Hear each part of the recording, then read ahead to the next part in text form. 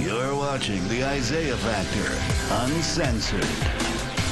Welcome and thank you for joining us for the second half hour. The Factor Uncensored. Uber is in the hot seat once again tonight. The rideshare company is now facing a lawsuit after more than 20 sexual assault victims say the company is not following through on proper safety protocols. Now, according to the lawsuit, there have been more than 9,800 sexual assaults against drivers of the company in the last 4 years. Looking ahead, a federal hearing is set for September 28th. Now, Houston-based attorney Bret Stanley is part of the national legal team suing the company. He joins us now in the studio to talk about this. I mean, it's some of the riders' worst nightmare that they don't have a safe driver.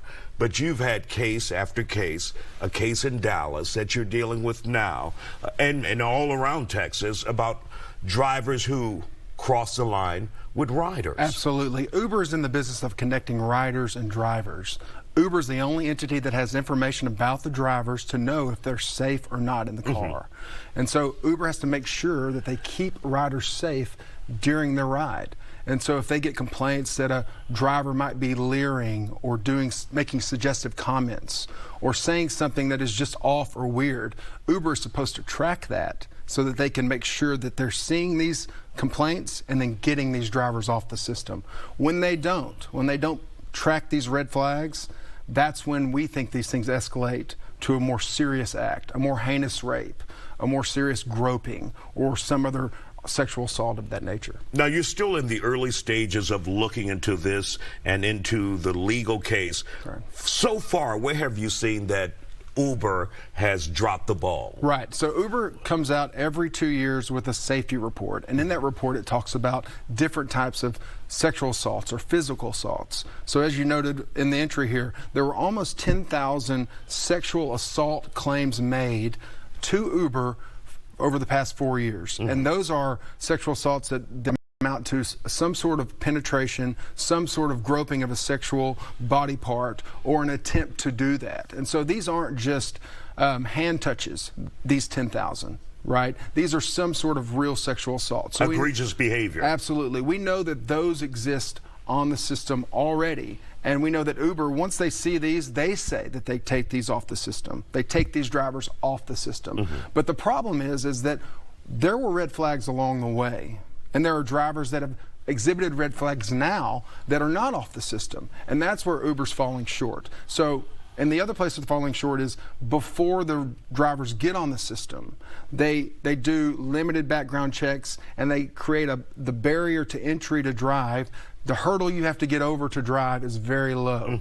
You just need a car, you have to go through a limited background check, you need a license and insurance. And what do you consider a limited background check? If you go into someone's background, criminal background, you should be able to find if they are a predator, a sexual deviant, or something of that nature. What is limited in your definition? Right, so this background check is limited to 36 hours, and so that doesn't necessarily get into everything. It doesn't do fingerprints. It doesn't look at all of the other social behaviors that might have been reported along the way of these drivers.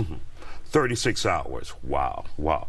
And so now when you take a look at this case, tell me exactly what you guys are doing potentially nationwide when it comes to Uber and the potential victims that may be out there. Right. Over the past 6 months or so, more cases have been filed in federal courts around the country.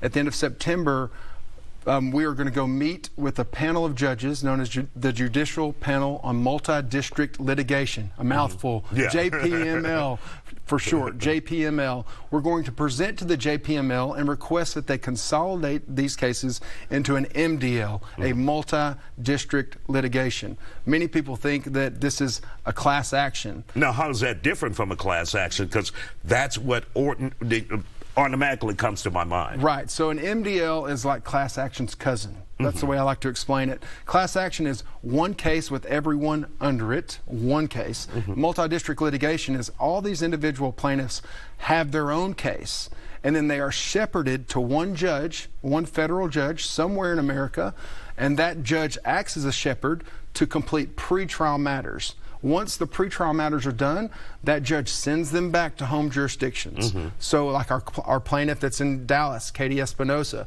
she will, if an MDL is created, she will go into the MDL, right? They will do pretrial matters, and then she will come back for trial in Dallas, Texas. And so that's a little bit of the difference. So each case will stand on its own merits. Absolutely. And so that's good news for the plaintiffs out there, or the victims out there. Now, give us an example of the most egregious case that you guys have looked at, and we'll put in your grouping that you will send to the federal judges. Sure, absolutely. So there are reports and filed cases of women who have been sexually raped, who have been pulled over after coming into an Uber ride. The driver pulls over and rapes them. Penetrative sex. Wow. In some orifice, right? And so that's something that has been reported and is on the system, and Uber reports it in their safety surveys year over year. Those happen along the way, and then it's all the way down to groping a breast or some other touch of some other sexual organ, or an attempt to do these things. And one thing that's important that I don't think people realize, Uber connects riders and drivers 1 billion times every year. So more than 1 billion rides occur on their app in the United States. And so because of that, they must make sure that they're making that space safe for people. If they're putting 1 billion people into a car, that car must be safe. And if it's not, this is what happens. And so Uber may boast, well, most of our rides are safe. Well, if one woman is raped, that's too many. Right. Especially when we know that Uber has all of the evidence. Uber is tracking these strange occurrences. They're tracking groping. They're tracking when someone touches a thigh or does something strange. Once that happens, they need to act. All right. Attorney Bret Stanley, thank you for joining us here on The Factor Uncensored. And really quick, if someone has a case and they feel like they need to be a part of the process that you are creating along with other attorneys, what should they do? They can call us at Kherkher Garcia in Houston, Texas, and we can handle it for them. All right. Thank you, sir, for joining us here on The Factor Uncensored. And, of course, we'll be back with more Factor in just a moment. Stay with us.